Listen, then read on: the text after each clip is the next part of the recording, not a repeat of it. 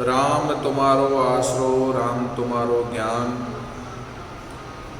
राम तुम्हारो भजन मुख, राम तुम्हारो ध्यान, राम तुम्हारो ध्यान, राम तुम सिर पर राजो, आगे पीछे राम दसों दिस राम ही गाजो, राम चरणिक राम बिन मन माने नहीं आन, राम तुम्हारो आसरो, राम तुम्हारो ज्ञान।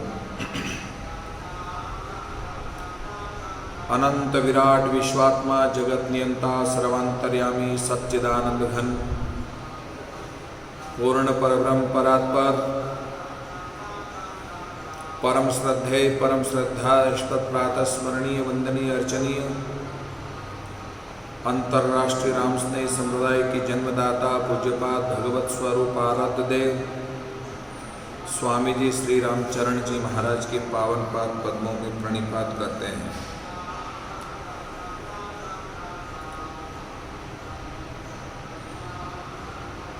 ढाई शताब्दी पूर्व जिनके चरण रजस इस धरती पर पड़े, ये धरा पावन हुई, तीर्थ स्वरूप हुई, राममय हुई, साधनामय हुई। ऐसे तपोभूमि बड़ा राम द्वारा चांदपौल जोधपुर के संस्थापक भीतरा परमहंस परिव्राजकाचार्य भजनिक उपाधि से अलंकृत यथा नाम तथा गुण स्वनाम धन्य, जिनके चरणों में बैठकर नाम साधना स्वाध्याय करने का आप और हम सबको निरंतर अवसर मिलता रहता है। ऐसे परम श्रद्धेय स्वामी जी श्री भगवान दास जी महाराज के पावन पाद पद्मों में वंदन करते हैं।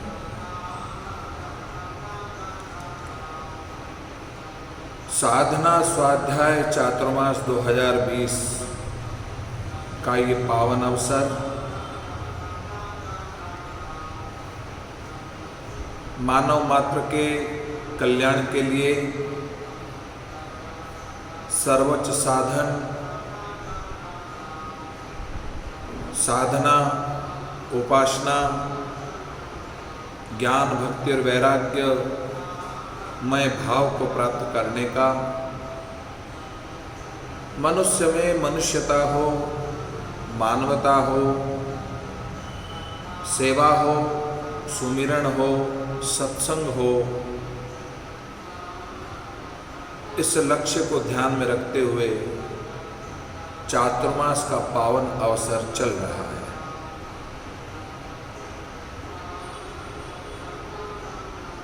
इस चातुर्मास के पावन अवसर पर स्वामी जी श्री रामचरण जी महाराज के श्री विग्रह अनुभव वाणी के अंतर्गत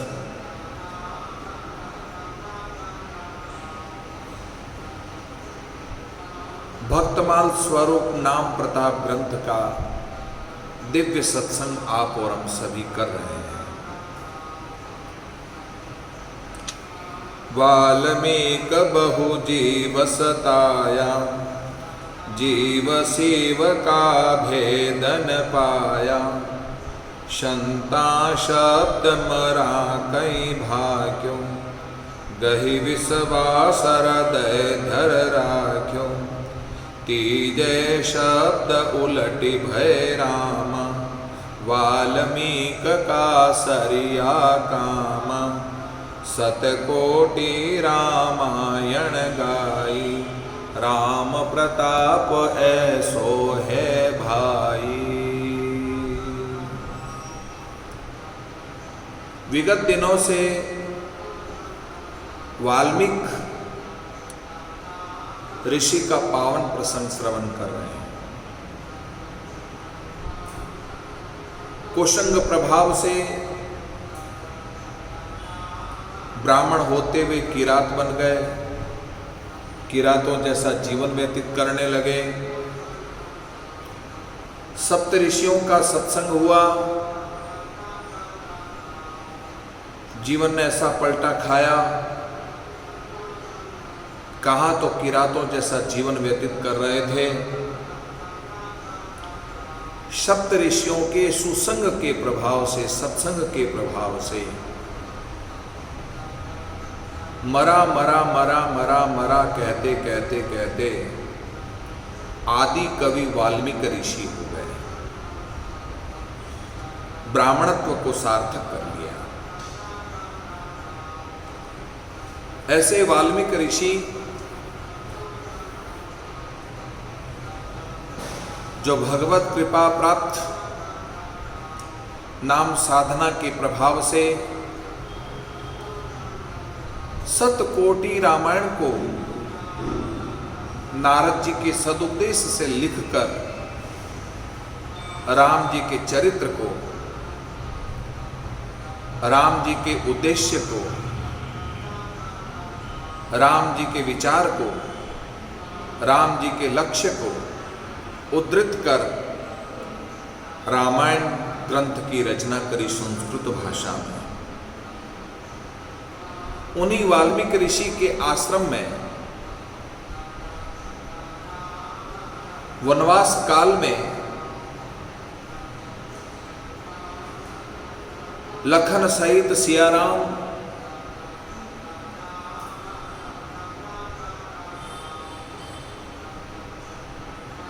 भ्रमण करते करते वाल्मीकि ऋषि के आश्रम में पहुंचे। वाल्मीकि ऋषि की आंखें सजल हो गई, नेत्र अश्रुपूरित हो गए, गदगद हो गए। भगवान राम ने वाल्मीकि ऋषि के महत्व को बढ़ाते हुए नर लीला करते हुए पूछा, मैं कहां निवास करूं? भगवान ने हम सबको ये इंद्रियां दी हैं, आंख, कान, नाक, मुंह, हाथ, पैर आदि। ये कर्मेंद्रिय और ज्ञानेंद्रिय जो हमें प्राप्त हुई है, इनका सदुपयोग होना चाहिए। अक्षरशः यदि सदुपयोग होता है तो राम स्वरूप हो जाता है। जैसे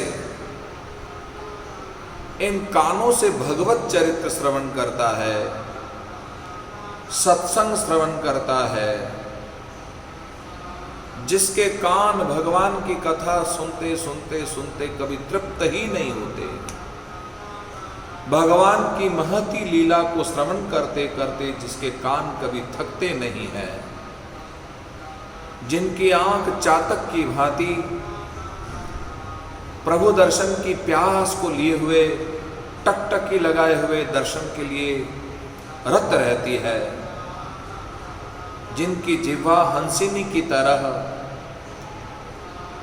राम रस का पान करती हुई मोती चुगती है, राम नाम के मोती चुगते हैं, जिनकी नासा भगवान की गंध सेवन करते हों,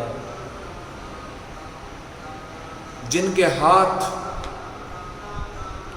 करनित करहि राम पद पूजा,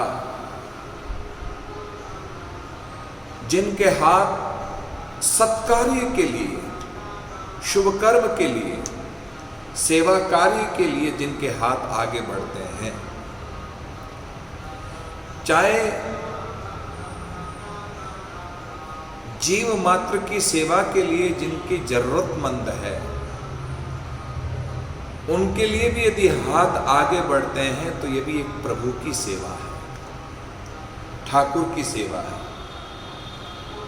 ठाकुर जी ये नहीं कहते हैं कि करनित करहि राम पद पूजा, जो अपने हाथों से ठाकुर जी के चरणों की सेवा करता है उसी के हाथ श्रेष्ठ है, ऐसी बात नहीं है।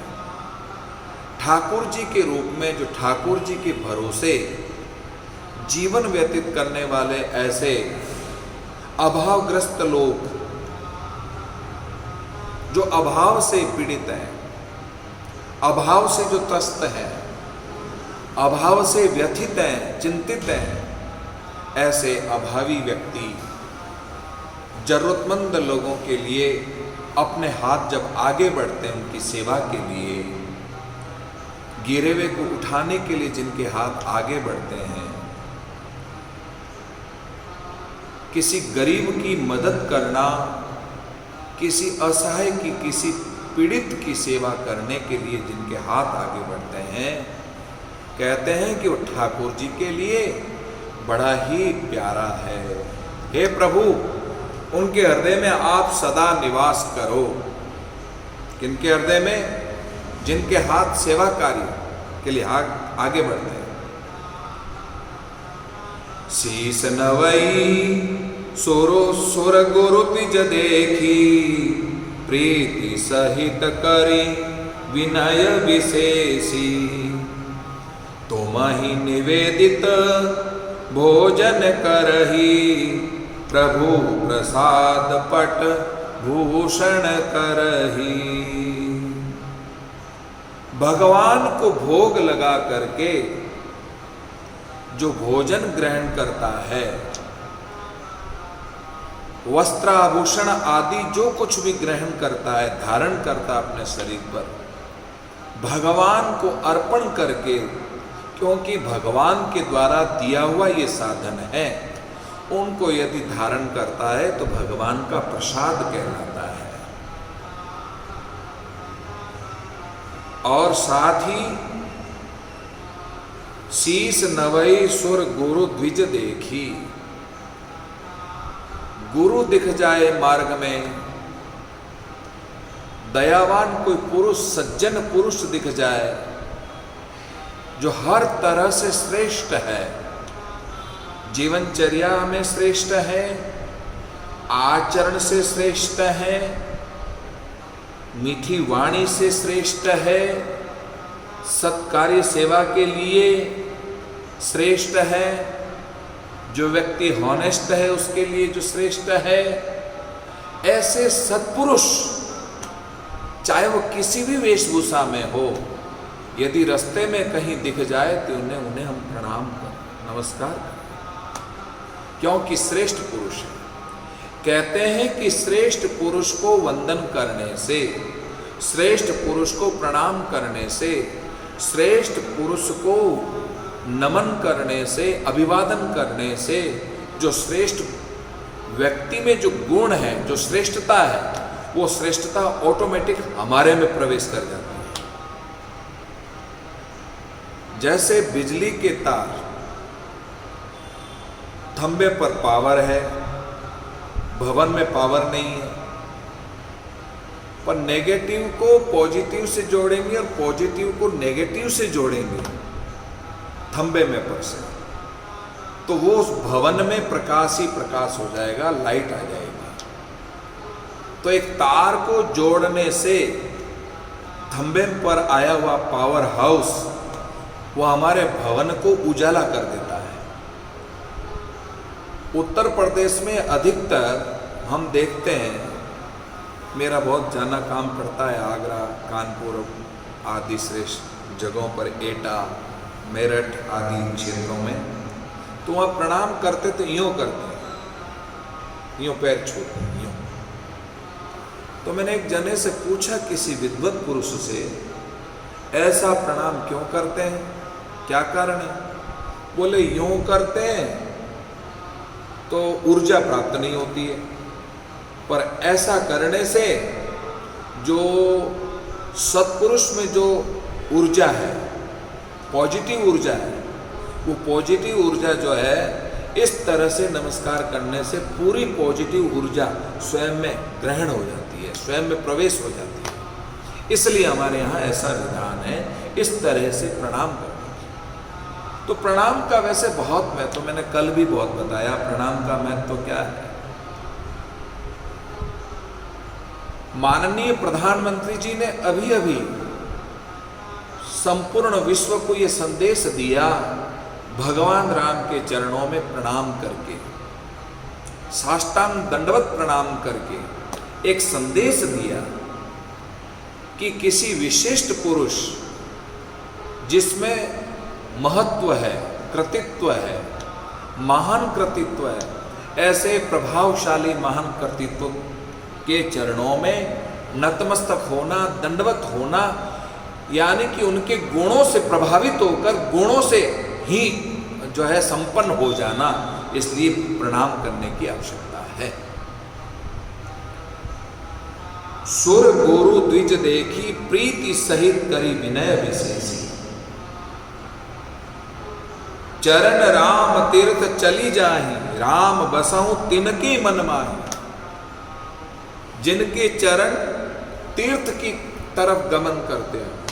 एक कवि ने कहा है, देह छता करिए शुभ कारज, फिर देह मिले न मिले। नयन छता करिए शुभ दर्शन, फिर नयन खुले न खुले। जीव छता हरि गुण गाइए, फिर जीव हिले न हिले। पांव छता करिए तीर्थाटन, फिर पांव चले न चले। किसी कवि ने कहा है, जिसके चरण मंदिर की तरफ बढ़ते हो, तीर्थ गमन की ओर बढ़ते हो, जिनके चरण रामदारे की तरफ बढ़ते हो, गुरु के पास की तरफ बढ़ते हो, किसी विशिष्ट जरूरतमंद की तरफ यदि अपने गति बढ़ती हो, चरण बढ़ते हो, तो कहते हैं कि वह तीर्थ स्वरूप हो जाता है। प्रभु आप उनके चरणों, उनके हृदय में आप निवास करो, उनके हृदय में निवास करो। चरण राम तीर्थ चली जाही, राम बसहु तिनके मन माही। उनके हृदय में आप सदा निवास करें। भगवान किन किन के हृदय में निवास करते हैं? ऐसा नहीं कि भगवान जिसमें ये गुण नहीं हो तो उसमें विराजमान नहीं होते। भगवान तो निवास करते ही घट घट में निवास करते हैं। रमता राम सकल भरपूरा, सूक्ष्म स्थूल तुम्हारा नूरा। यदि इस दृष्टिकोण से देखा जाए, ईशावास्यमिदं सर्वम यत्किंच जगत्याम, जगत की दृष्टि से देखा जाए तो ईश्वर तो सब में वास करता है, किसमें वास नहीं करता है?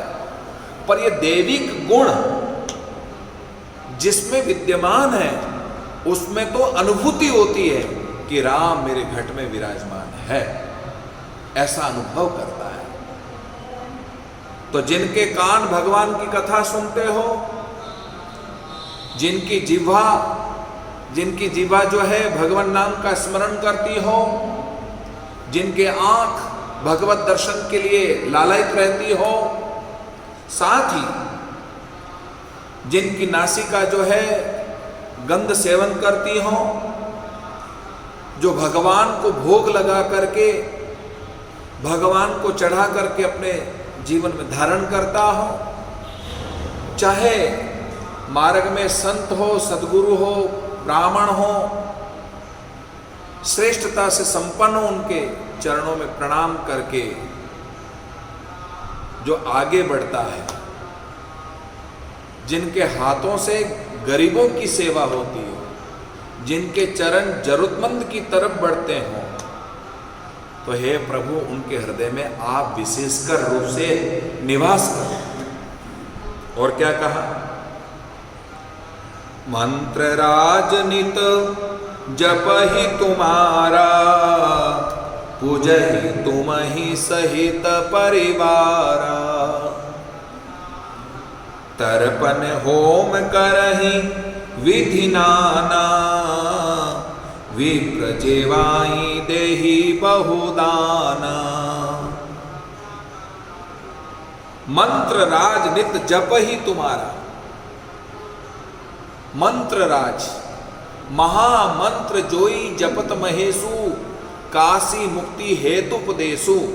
ऐसा गोस्वामी तुलसीदास जी ने रामचरितमानस के बालकांड में नाम वंदना प्रकरण में यह चौपाई बताई है। महामंत्र, हमारे यहाँ शास्त्रों में 7 करोड़ मंत्र बताए। उन 7 करोड़ मंत्रों में महामंत्र यदि कोई है तो मात्र 2 अक्षर का है, वह है राम। राम से बढ़कर कोई मंत्र नहीं। तो यहां पर कहा मंत्र राज नित जप ही तुम्हारा, जो निरंतर जप करता है, अजप्पा जाप करता है, श्वासोश्वास जप करता है, अहरनिश जप करता है। राम नाम तारक मंत्र सुमरे शंकर शेष, राम चरण सच्चा गुरु देवे यह उपदेश, सदगुरु बख्शे राम नाम सिख धारे विश्वास, राम चरण निस्दिन रटे तो निश्चय होय प्रकाश। जो सतत सतत निरंतर जपता ही रहता है, जिसके होठ राम राम राम राम राम राम राम राम राम राम राम, ऐसे में कई भगवत पुरुषों को देखता हूं, भक्त लोगों को देखता हूं, जिनके उठते बैठते सोते जागते चलते फिरते जिनके होठों से राम राम राम राम राम राम राम राम राम राम का उच्चारण होता है। ब्रह्मलीन आचार्य प्रवर राम स्नेही संप्रदाय के 35 वर्ष तक सिंहासन पर विराजमान रह करके इस अखिल भारतीय राम स्नेही संप्रदाय को अंतर्राष्ट्रीय राम स्नेही संप्रदाय करने वाले ब्रह्मलीन आचार्य प्रवर स्वामी जी श्री राम किशोर जी महाराज सतत अपनी जिह्वा से राम राम राम राम राम राम की सिवा कोई बात ही नहीं करते थे। उनके होठ चलते रहते थे।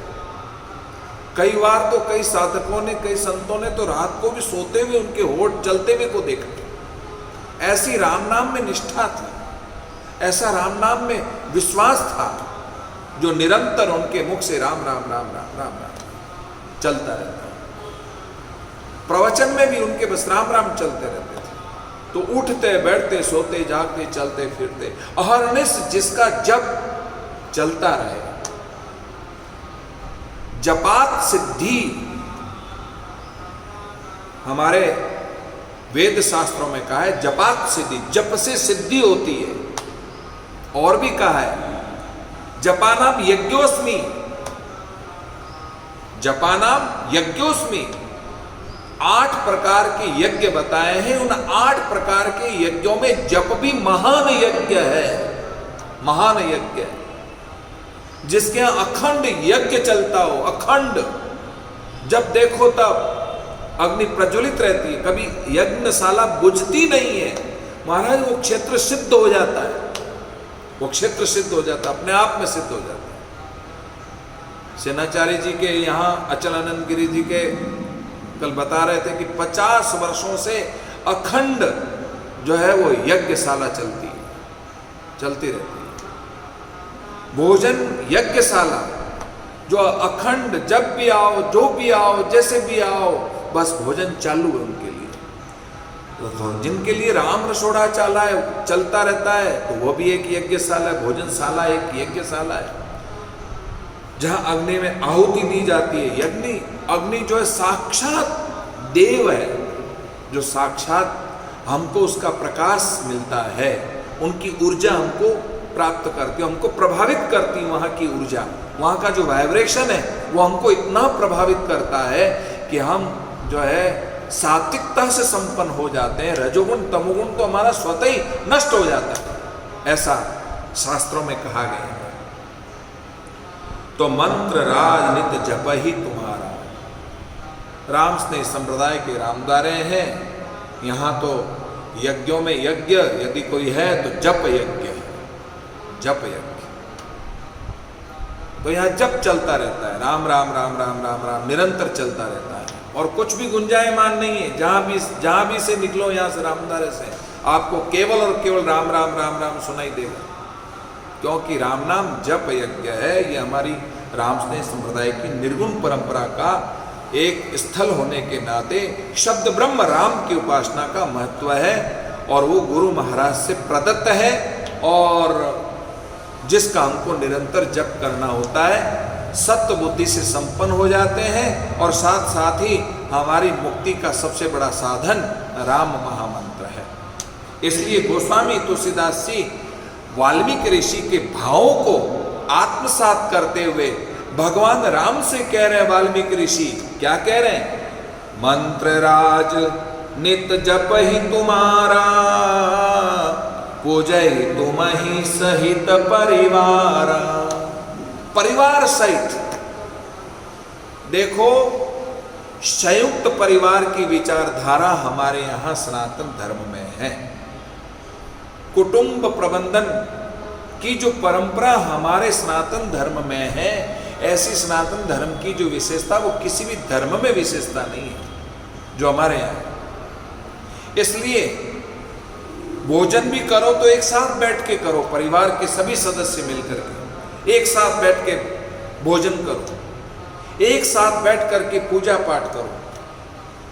संध्या के समय में सब इकट्ठे हो जाओ एक साथ, छोटे से छोटा और बड़े से बड़ा, बुढ़े से बुढ़ा, सब जने मिलकर के जो भी आपका नित्य नेम है या गुरुजी ने जो आपको साधना दी है, जो आपको पाठ पूजा जो भी करना है, शिव चालीसा करनी है कि हनुमान चालीसा करनी है कि दुर्गा चालीसा करनी है, सुंदरकांड का पाठ करना है कि जो कुछ भी पाठ करना है वो सामूहिक रूप से करो।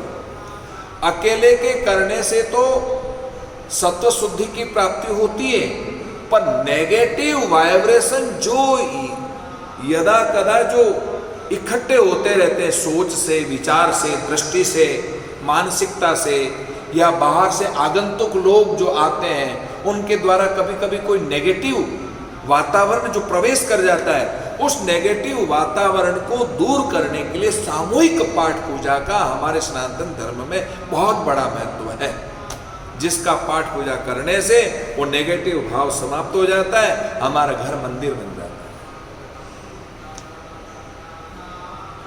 तहा मंदिर भिन्न बनावा, सुंदरकांड में आया है, तहा मंदिर भिन्न बनावा, रामा युद्ध अंकित गृह शोभा वर्णी नहीं जाए। गोस्वामी तुलसीदास जी ने सुंदरकांड में बड़ा सुंदर भाव विभीषण के घर को विशेष घर बताया है, क्योंकि उस घर में राम लिखा हुआ है। जिस घर में राम लिखा हो, जिस घर में तुलसी का पौधा हो, जिसके घर में तुलसी की माला हो, जिसके घर में ग्रंथ रखे हो, जिनके घर में यज्ञ तर्पण होम इत्यादि होता हो, जिनके घर में आतिथ्य संपन्न हो जाते हो, प्रसन्न हो जाते हो। अरे चाणक्य ने बहुत सुंदर बात कही है। क्या कहा है पता है? धन्यो गृहस्थाश्रम, धन्यो गृहस्थाश्रम में चाणक्य महाराज कहते हैं, कांता प्रियालापिनी, मधुर संभाषण करने वाली, मीठी बोलने वाली, सबको केवटने वाली, सबको लेकर चलने वाली ऐसी सदस्त्री जिसके घर में निवास करती हो, वो साक्षात लक्ष्मी का रूप है। वो क्या है? लक्ष्मी का रूप है। सदस्त्री, सुलक्षणा वाली, जो सबको लेकर चलती हो, सबकी सेवा करती हो, सबकी भावना का सम्मान करती हो, सबको संतुष्ट करती हो, ऐसी जो सद स्त्री है, सुलक्षणा वाली जो स्त्री है, वो साक्षात लक्ष्मी है। शास्त्रों ने यहां तक कहा है, ऐसी लक्ष्मी जिसके घर में निवास करती हो तो उसके चेहरे पर प्रसन्नता झलकती है। कोई भी अतिथि आता है तब भी, घर का कोई सदस्य आता है तब भी, घर के किसी न किसी कारण से कोई रुष्ट भी हो गया हो, किसी न किसी वातावरण से थोड़ा सा उसका दिमाग अपसेट हो गया हो, पर लक्ष्मी की प्रसन्नता से, लक्ष्मी की मुस्कुराहट से महाराज वह पीड़ा भी दूर हो जाती है, वह दुख भी दूर हो जाता है, और वह किसी तरह की मानसिकता में जो संकुचितता आ गई है वो भी समाप्त हो जाती है, ऐसा शास्त्र कहते हैं। तो कांता प्रियालापिनी, मधुर संभाषण करने वाली, मधुर बोलने वाली, धीरे बोलने वाली, अच्छी बोलने वाली, संस्कारित स्त्री जो है वह सुलक्षणा लक्ष्मी जिसके घर में निवास करती हो, आज्ञाकारी, धीर बुद्धि, धीर बुद्धि जो आज्ञाकारी है, जो जिसकी बुद्धि श्रेष्ठ है, विवेक जिसका जागृत है, ऐसा आज्ञावान जिसका बेटा घर में निवास करता हो,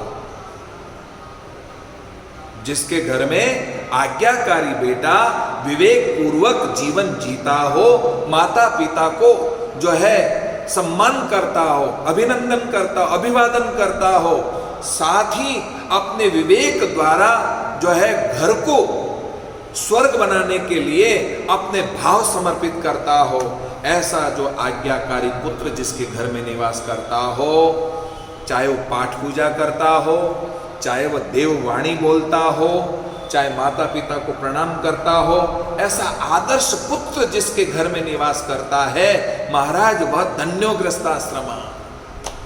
तीसरा लक्षण बताया, जो घर का जो मुखिया होता है, वो मुखिया को चाहिए कि संतुष्ट करे सबको, प्रसन्न रखें सबको। मुंडे मुंडे मति भिन्ना, तुंडे तुंडे सरस्वती।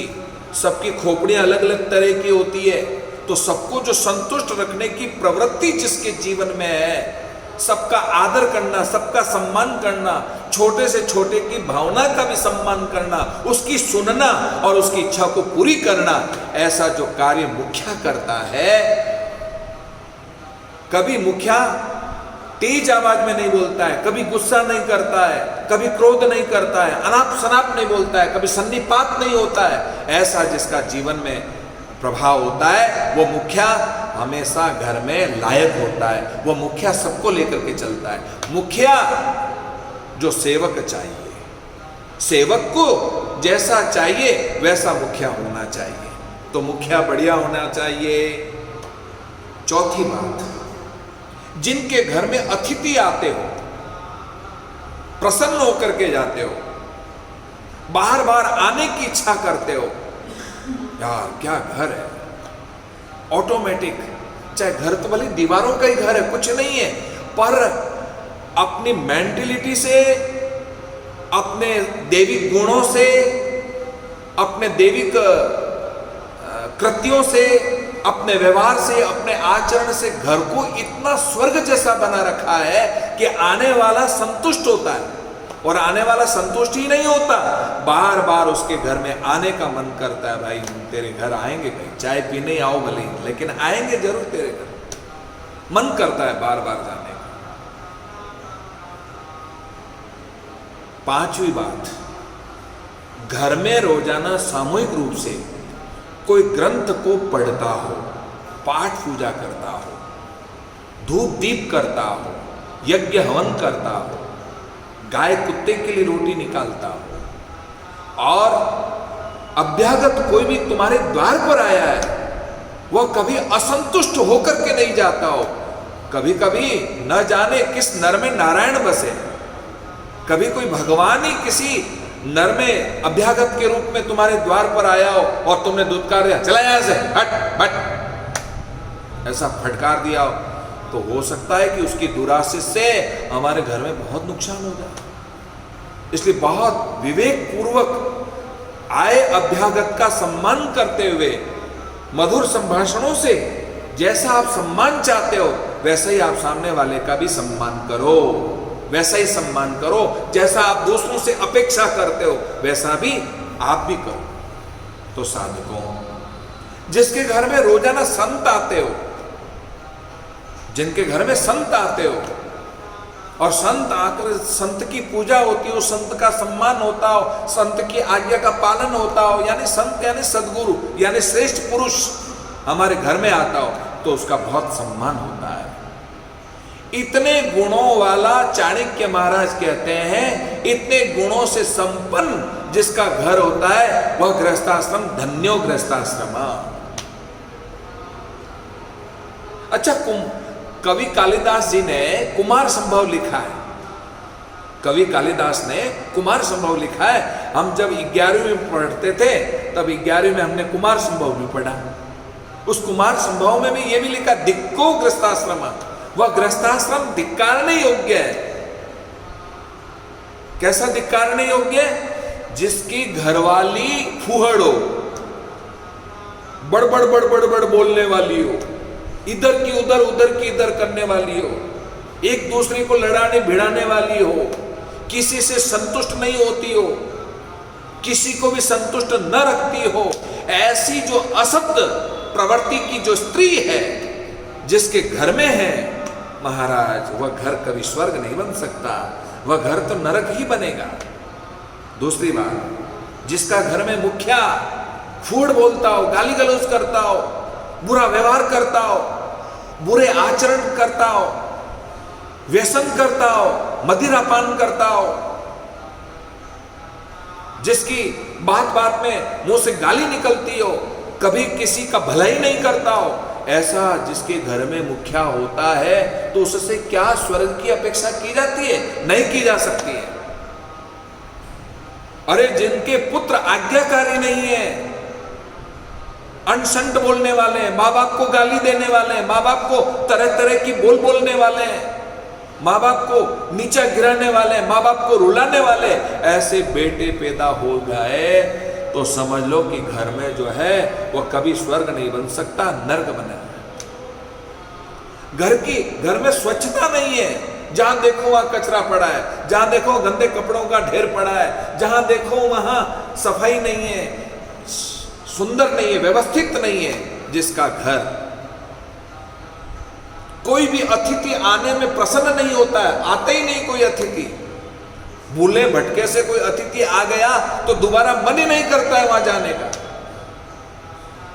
संत सदगुरु तो बहुत दूर की बात, क्योंकि जब घर के मुखिया और घर की स्त्री जब साधु संतों को मानती नहीं है, शास्त्रों को नहीं मानते हैं, देवी के गुणों को महत्व नहीं देते हैं, तो फिर साधु संत आएंगे कहां से?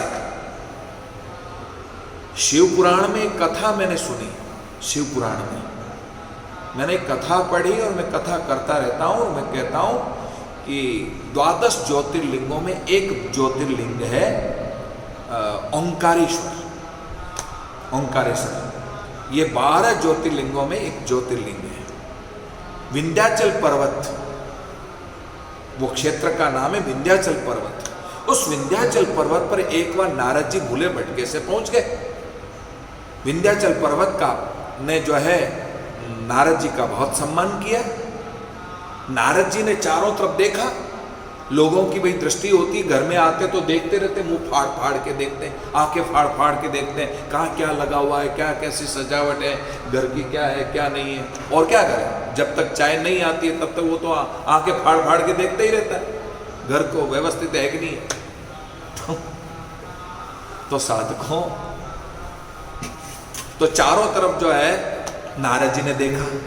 नारद जी ने कहा भाई देख, तुम वैभवशाली हो, तुम प्रभावशाली हो, तुम्हारे पास में संपन्नता है, हर तरह की संपन्नता है, तुम इतने संपन्न हो, इतने संपन्न हो, इतने संपन्न हो कि तुम्हारे समान कोई भी पर्वतराज संपन्न नहीं है, इतने तुम संपन्न हो।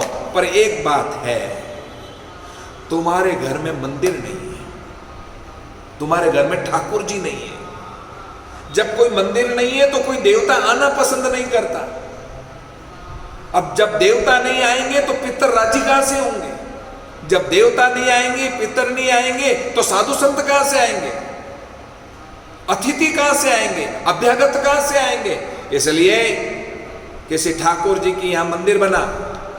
विंध्याचल पर्वत ने कहा ठीक है, जो आज्ञा। अरे ये संपन्नता क्या काम की, जिसके घर में मंदिर नहीं हो।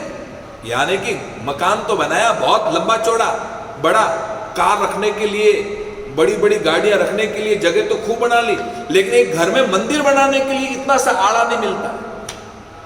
कई घर देखते हैं, अच्छा सा मंदिर होना चाहिए, उसके लिए अलग से ड्राइंग रूम इतना बढ़िया सजाते हो, बेडरूम इतना अच्छा सजाते हो, लॉबी इतनी बढ़िया सजाते हो, किचन, आजकल किचन बोलते हैं, पाकशाला तो बोलते नहीं, भोजनशाला बोलते नहीं, अन्नपूर्णाशाला बोलते नहीं, आजकल किचन बोलते हैं। जहाँ किच किच किच किच किच किच किच किच चलती रहती है सास बहू में, देरानी जेठानी में, उसका नाम किचन। तो साधकों, कहने का अभिप्राय है कि ये सब कुछ व्यवस्थाएं, बड़ी चौड़ी व्यवस्थाएं, पर मंदिर नहीं हो, बताओ वह घर क्या काम का? तो बात समझ में आ गई विंध्याचल पर्वत को। तो क्या किसको बुलाया जाए? सबसे बढ़िया सरल कोई देव है तो शिव जी है, और शिव जी से बढ़कर कोई है ही नहीं। शिव जी तो देवों में महादेव है, उनकी स्थापना कर, उनको बुला ले, स्थापित कर दे। विंध्याचल पर्वत ने महादेव का स्मरण किया, महादेव की भक्ति करी, और उस महादेव की कृपा से साक्षात महादेव ज्योतिर्लिंग के रूप में प्रकट हो गए। तब से वहां ओंकारेश्वर नाम से प्रसिद्ध हो गया। तब जो है सब देव भी जाते हैं और साधु संत भी जाते हैं, अभ्यागत भी जाते हैं, पितर लोग भी जाते हैं, और सबका उद्धार होता है और सबका कल्याण होता है। एक ठाकुर जी के आने से, एक मंदिर बनाने से सब अपने आप दैविक गुण वाले जो लोग हैं वो सब प्रवेश कर जाते हैं। तो ये सब कब प्रवेश कर जाते हैं? जब मंदिर हो। तो साधकों, दिक्ग्रस्ताश्रमा, ऐसा कुमार संभव में कवि कालिदास ने संस्कृत में कहा है कि महाराज वो धिक्कारने योग्य है ग्रस्ताश्रम,